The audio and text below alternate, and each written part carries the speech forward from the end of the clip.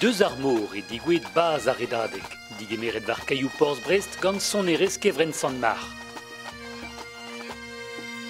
Ar vaz a grogo gant e drovreiz a het 1500 km en ur ober ur zizun a rok na zigwefe deus douarnenez.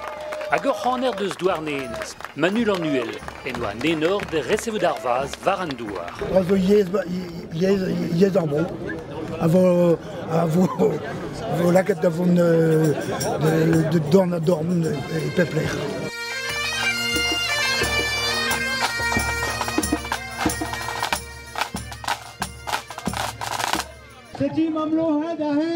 A berdei, kregiare a redadeg ur pennad goude, douget ar vaz gant Lena Louarn bez-prezidantez kuzul a randvro.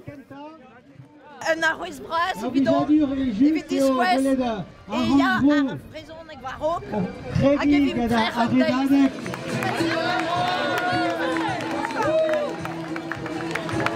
Start eo a bedia. Har ar zeibion a war, mais bon, pez a ranker ober eve vid ar brezon eg ben ar fin, setu ar gur a oa ganto mon buanor ket na zongel.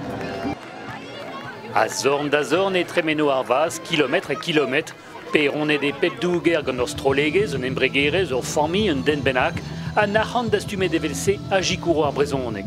A ba oe bloa, ma an ozerien var ar stern evit prienti an droiat.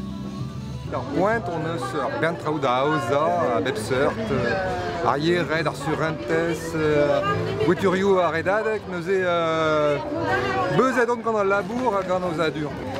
Milierou a dud a redo betek douarnenez evel kilian ar skolajiad deus gwisseni.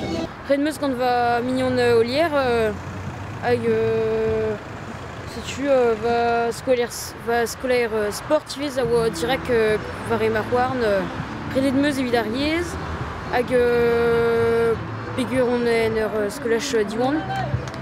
Lorret e a redadeg, betei deiz gwell breiz da nanteg a viz me e redo mignonet a brezonek var e chouar vro.